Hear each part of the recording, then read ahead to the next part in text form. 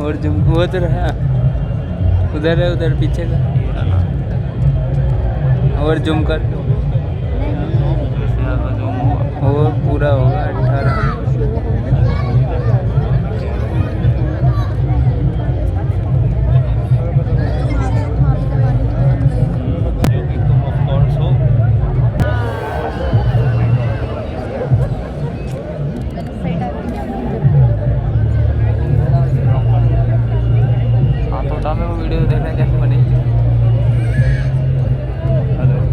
पकड़ के रखियो, ऐसे खड़ा मत करियो, हाथ लग जाएगा तो खराब हो जाएगी पूरी वीडियो। रोक दे।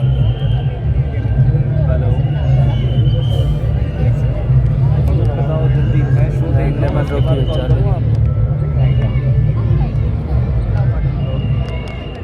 स्वागत है आप सभी का इस अद्वितीय शो में, जहां सुनेंगे आप कथा स्वयं काल के अधिपति महाकाल की।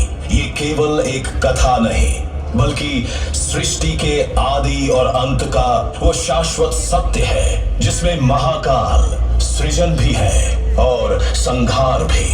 प्रकाश, ध्वनि और दृश्यों के संगम से महाकाल की सर्वशक्तिमान उपस्थिति हर हृदय में स्पंदित होगी। आपसे निवेदन है कि अपने सेल फोन्स को साइलेंट मोड या फिर ऑफ कर दीजिए, ताकि इस शो का आप भरपूर आनंद ले पाएं। इस शो के प्रस्तुतकर्ता हैं उज्जैन स्मार्ट सिटी लिमिटेड, निष्पादक हैं मध्य प्रदेश पर्यटन। इसमें आवाज भी सही आती है, जब भी तो इधर आया हूँ मैं। स्पीकर यहीं पे पास में। उनके हाथ में ही है बच्चा।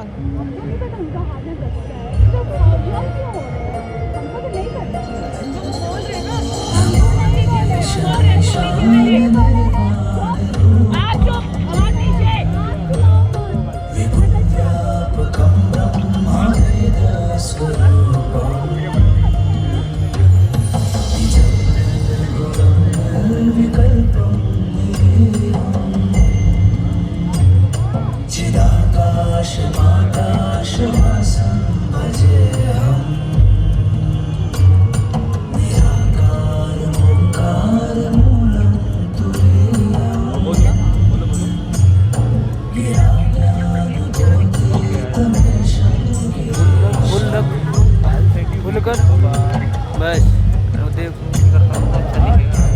थोड़ा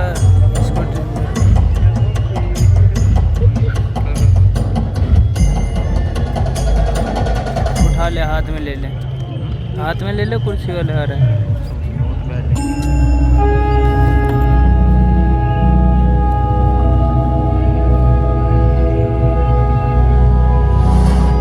आदिदेव, किरात, शंकर, जटाधारी, मृत्युंजय, विश्वेश, त्र्यंबक, महारुद्र, नीलकंठ, महाशिव, महाकाल, महेश।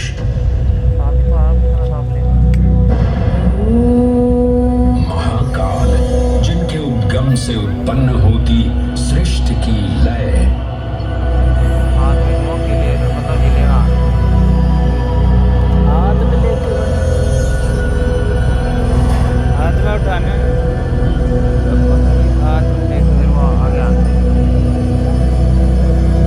जिनकी मौनता में सन्निहित है समस्त ब्रह्मांड की माया।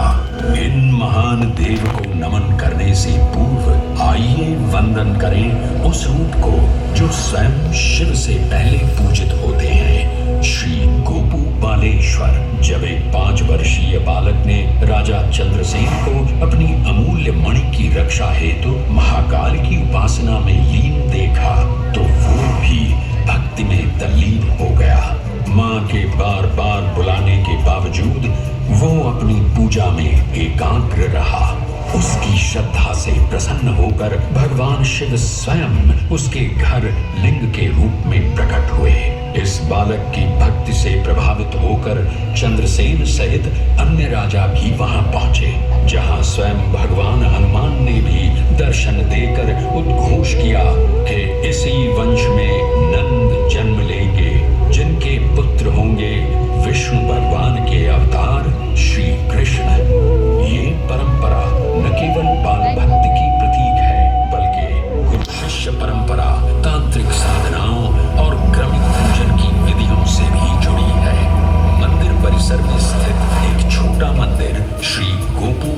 अर्धनारीश्वर महादेव मंदिर आज भी इस घटना की स्मृति को संजोए हुए है।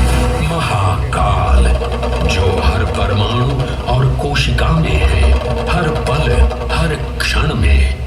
महाकाल जो है इस महानगर उज्जैन और नदी क्षिप्रा के कण कण में।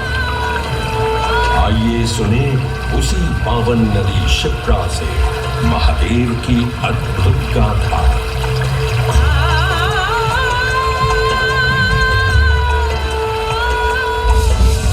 भगवान विष्णु के अवतार वराह हृदय से उत्पन्न मैं पवित्र पावनी क्षिप्रा। उद्गम तो मेरा श्री हरि के हृदय से हुआ, पर मैं प्रवाहित हो रही हूँ महाकाल के चरणों में।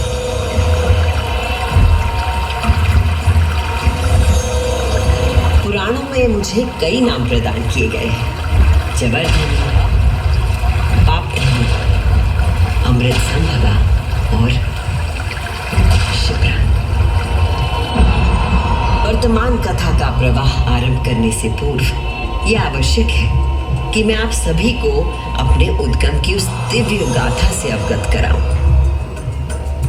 जिसे जानकर आप अचंभित हो जाओगे। मेरा उद्गम ऋषि अत्रि से जुड़ा है।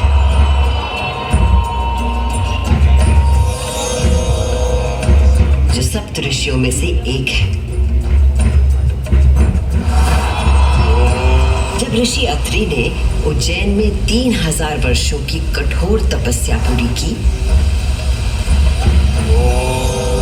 और अपनी आंखें खोली, तो उन्होंने देखा कि उनके शरीर से 2 महान प्रकाश धाराएं निकल रही थी।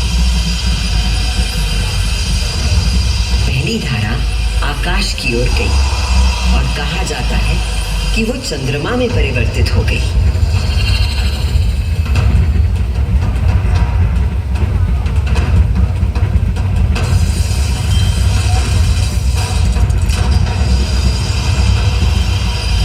और दूसरी प्रकाश धारा पृथ्वी की ओर गई और उसने मेरा रूप धारण कर लिया। और उस प्राचीन काल से बहती आ रही हूं मैं, इतिहास, आध्यात्मिकता, दिव्यता की कहानियां अपने साथ लेकर। कहानियां महाकाल की, जो विश्व का आदि और अंत है, जीवन का आरंभ और समापन जिनकी इच्छा से होता है, जो इस विश्व की निस्तब्धता और ध्वनि दोनों है।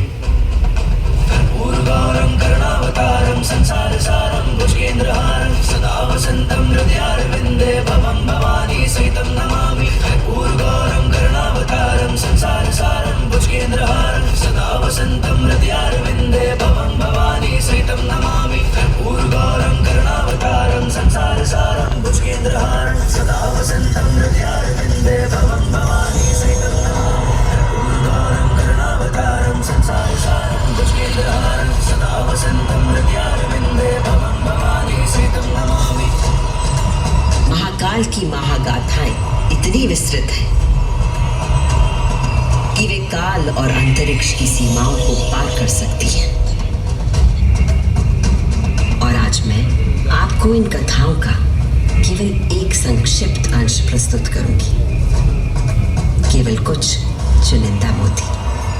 समस्त सृष्टि महाकाल की अद्वितीय चेतना का संचार है, परंतु जिसके हृदय में स्वयं महाकाल की दिव्य चेतना प्रवाहित होती है, वही है मेरे तट पर स्थित उज्जैनी। स्कंद पुराण में अवंती खंड के अनुसार अवंतिका यानी उज्जैन में सप्त सागर के अस्तित्व के बारे में बताया गया है, जिनमें से एक है रुद्र सागर।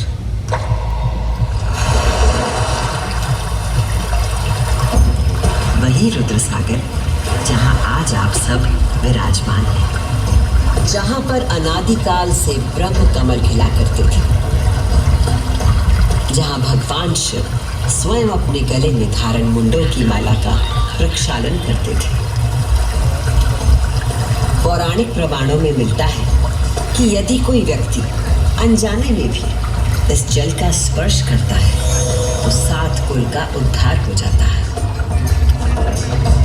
संतजन को मोक्ष और जीव को अकाल मृत्यु से त्राण देने हेतु अवंतिकापुरी में अवतरित देवाधिदेव महाकालेश्वर को मैं कृतज्ञ वंदन अर्पित करती हूँ।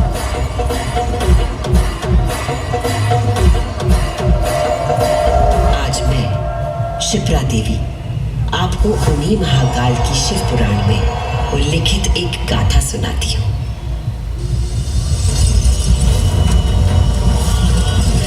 ब्रह्मांड के इतिहास में हमारी आकाश गंगा में भगवान ब्रह्मा और भगवान विष्णु के बीच श्रेष्ठता को लेकर प्रचंड विवाद हुआ।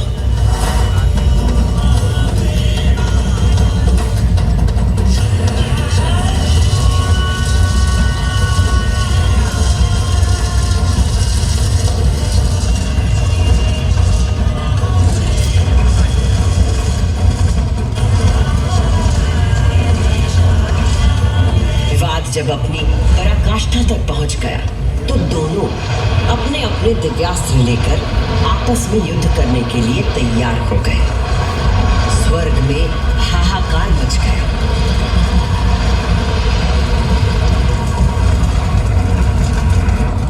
दिव्यास्त्र चलने से संपूर्ण जगत पर प्रलय का आना निश्चित था।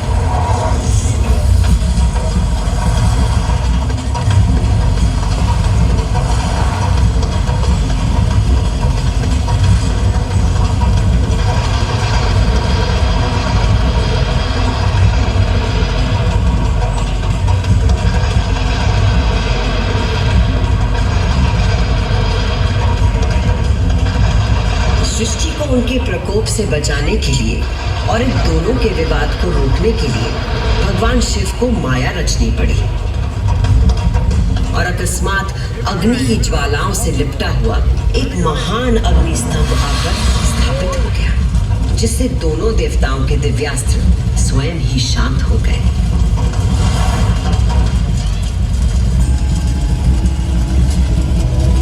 एक ऐसा अग्नि स्तंभ जिसका ना कोई आदि था न अंत था।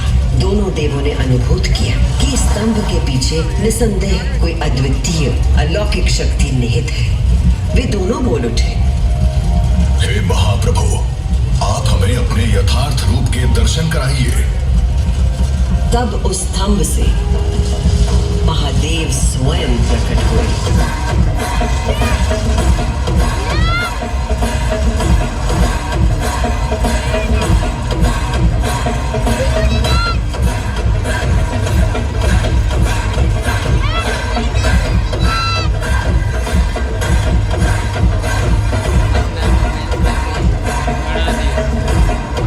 उस दिव्य और विराट रूप के पंचमुख थे और प्रत्येक मुख में 3-3 नेत्र प्रकाशित हो रहे थे। उनके भाल पर चंद्रमा का मुकुट था और मस्तक पर जटा। उनका कंठ नीला था और उनकी 10 भुजाएं थीं। उनके अंग समस्त आभूषणों से सजे थे। उनके मस्तक पर भस्म का त्रिपुंड था।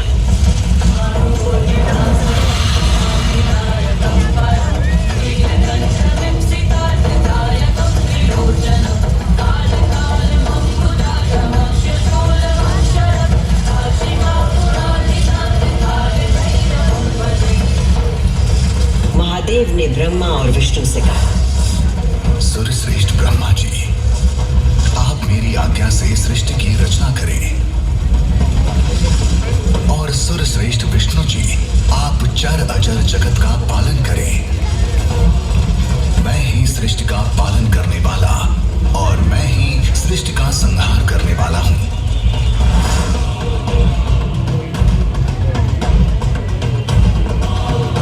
मैं ही ब्रह्मा, विष्णु और रुद्र नाम से 3 रूपों में बटा हूं।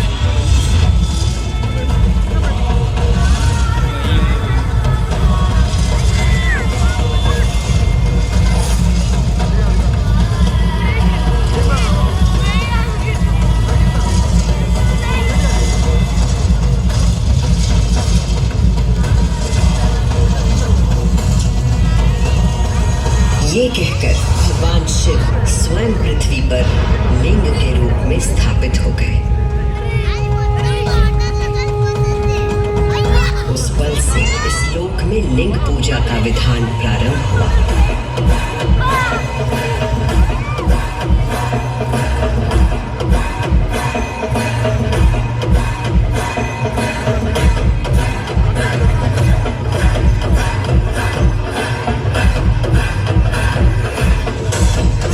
अभी आपने सुनी वो गाथा कि किस प्रकार भगवान शिव ने लिंग का रूप धारण किया। अब मैं सुनाती हूँ उज्जैन में महाकालेश्वर के प्रकट होने की कथा। उज्जैन नगरी में नित्य वेदों का अध्ययन करने वाले एक ब्राह्मण देवता रहते थे। उनका नाम वेदप्रिय था। वेदप्रिय प्रतिदिन पार्थिव शिवलिंग बनाकर उसकी पूजा करते थे।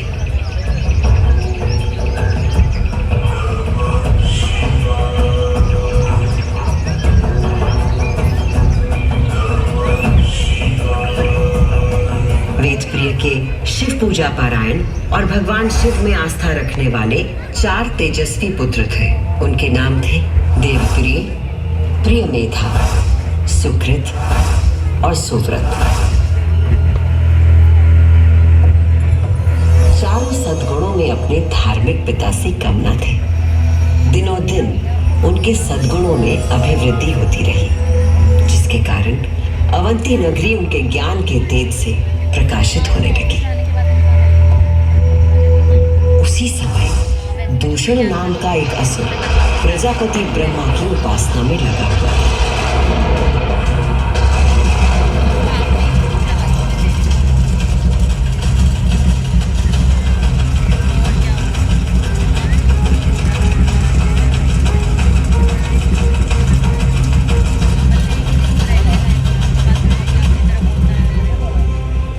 ब्रह्मा जी से अजय होने का वर पाकर दूषण वेद, धर्म और धर्मात्माओं पर आक्रमण करने लगा।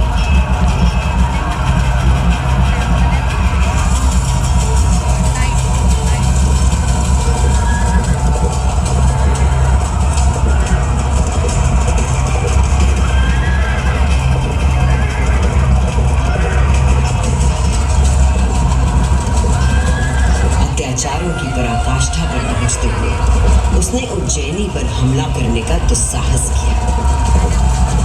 उज्जैनी में त्राही त्राही मच गई। मेरे दैत्य सेना नायकों, तुम चारों दिशाओं में जाओ और उज्जैनी में जहां कहीं धर्म पर चलने वाला, वेदों का अध्ययन करने वाला दिखाई दे, उसका नाश करो।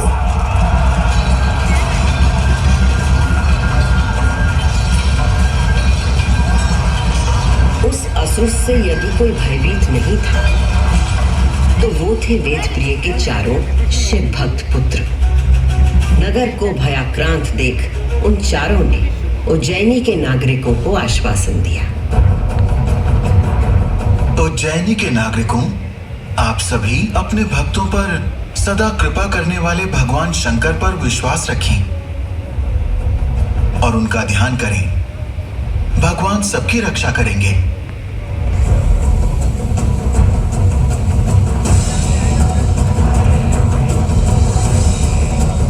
मंत्रोच्चार का आवेग बढ़ गया। देवप्रिय और उनके पुत्रों के साथ उज्जैन के सभी नागरिक भी जाप करने लगे।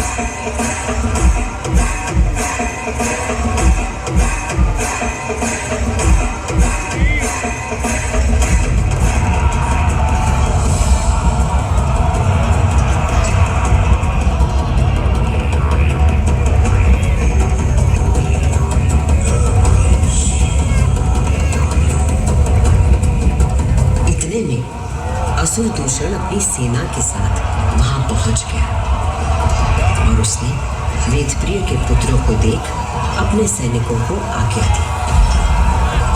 वध कर दो शिव की आराधना करने वाले इन शिव भक्तों का।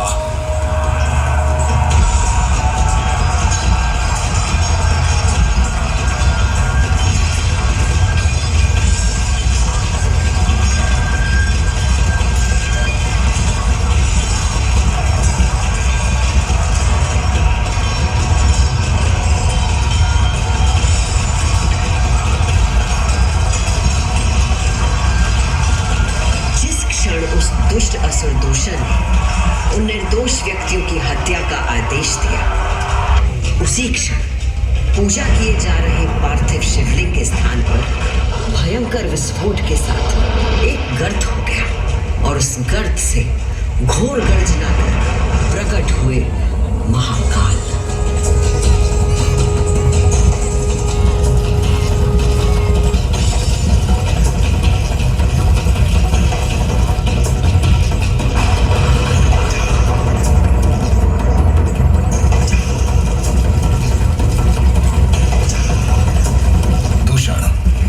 सत्पुरुषों के लिए आश्रयदाता हूं और तुझ जैसे दुष्टों के लिए महाकाल हूं।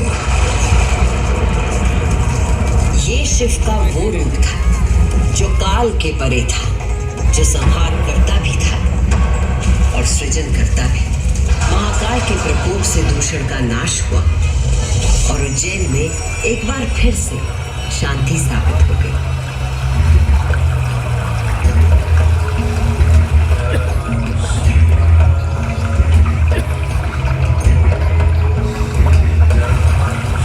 उज्जैनी के लोगों की आस्था से प्रसन्न भगवान महाकाल ने उन्हें वरदान मांगने को कहा।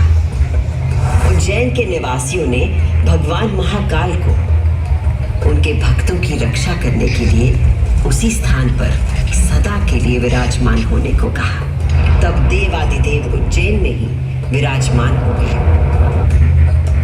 और वहां चारों ओर की एक एक कोस भूमि ज्योतिर्लिंग रूपी भगवान शिव का स्थल बन गई।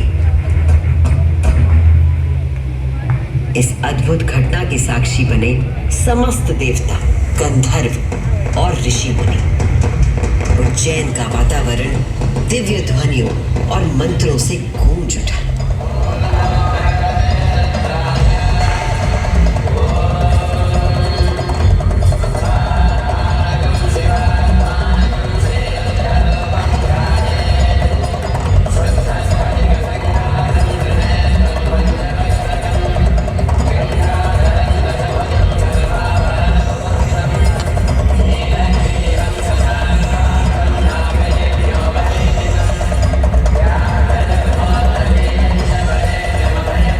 से भगवान शिव ने महाकालेश्वर के रूप में भूतल पर अपनी प्रतिष्ठा प्राप्त की और ये स्थान श्रद्धालुओं के लिए तीर्थ स्थल बन गया।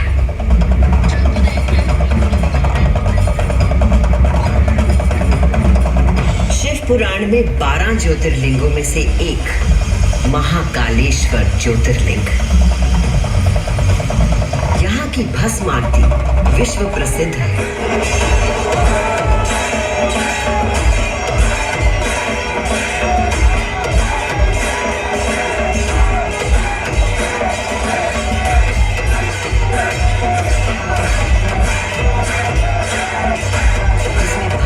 भगवान का श्रृंगार किया जाता है क्योंकि महाकाल की तरह भस्म अविनाशी और अपरिवर्तनीय होता है।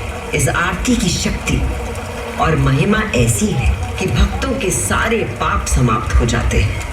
केवल इतना ही नहीं, उज्जैन वो नगरी है जहां मानव शरीर पूरे ब्रह्मांड के साथ सामंजस्य स्थापित करता है।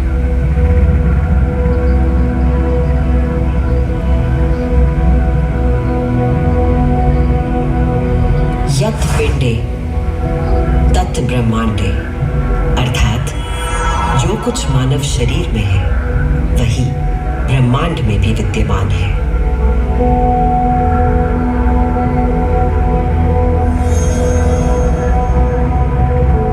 ब्रह्मांड के सृजनकर्ता महाकाल के आशीर्वाद से मैं शिप्रा आपको उज्जैन तथा महाकाल की शक्ति, भक्ति और मुक्ति की गाथाएं सुनाती रहूंगी। काल का प्रवाह अनंत है, इसलिए जब तक महाकाल है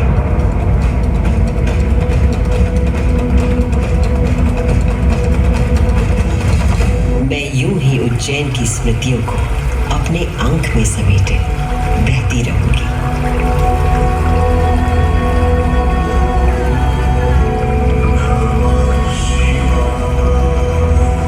जय महाकाल।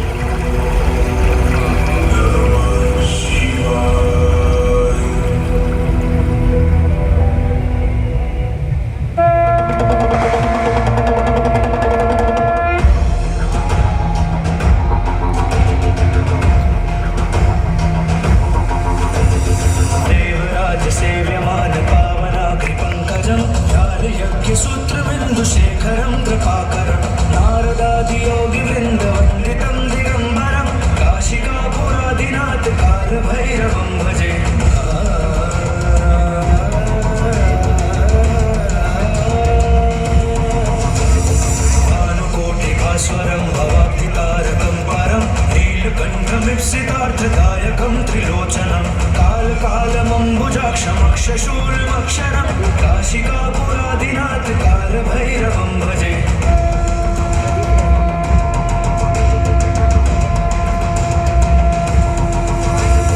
शूलटङ्कपाशदण्डपाणिमादिकारणं श्यामकायमादिदेवमक्षरं निरामयं भीमविक्रमं प्रभुं विचित्रताण्डवप्रियं काशिकापुरादिनाथ कालभैरवं भजे।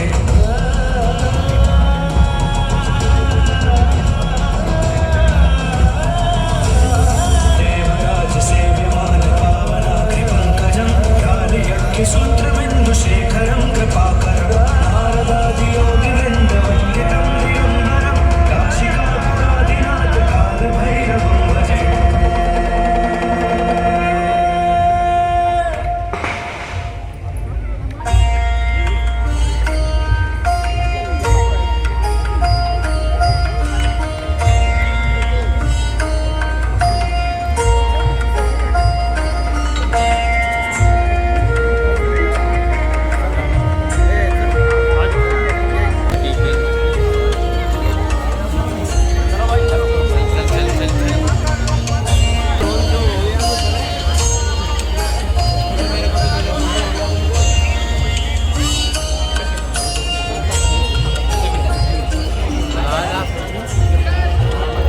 ले